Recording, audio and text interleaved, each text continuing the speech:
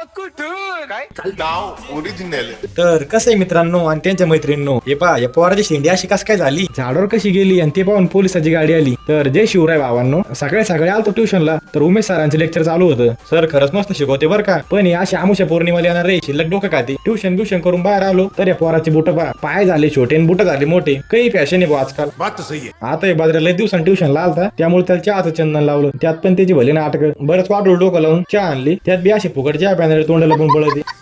ते झालं कॉलेजला आलो, पोलिसाची गाडी आधीच उभं होती, ती काही आपल्याला घ्यायला नव्हती. गाडी गिडी पार्किंग करून कॅन्टीनला जेवायला आलो. आता आमच्या कॅन्टीन मध्ये एवढी काही सुविधा नाही बरं का, पण नसल्या बरं बरं जेवण घेऊन करून लेक्चर लावलो. त्यात बियांची चालले भांडणं. मी काय थोडंफार अभ्यास करायचं ठरवलं तरी पोट्टे असे बोलत. लेक्चर मध्ये जरा जास्त शिल्लक बोलत होता, त्यामुळे तिची टोपी दिली झाडावर फेकून. आता बघा कसं तोंडलं पितो. त्याला म्हणलं एकदा शेंडी दाखी, ती बी भली करंट लागल्यावर झाली. वर्गात बोललेल्या गोष्टीचा बदला घेऊन चहा प्यायला आलो. आजच्या चहाचे मान करीत तेच भाऊ बरं का. मग काय चहा घ्या आणून निघालो घरी. तर चला मग भेटू पुढच्या ब्लॉग मध्ये. खोटं बोलायचं नाही, कॉपी करायची नाही.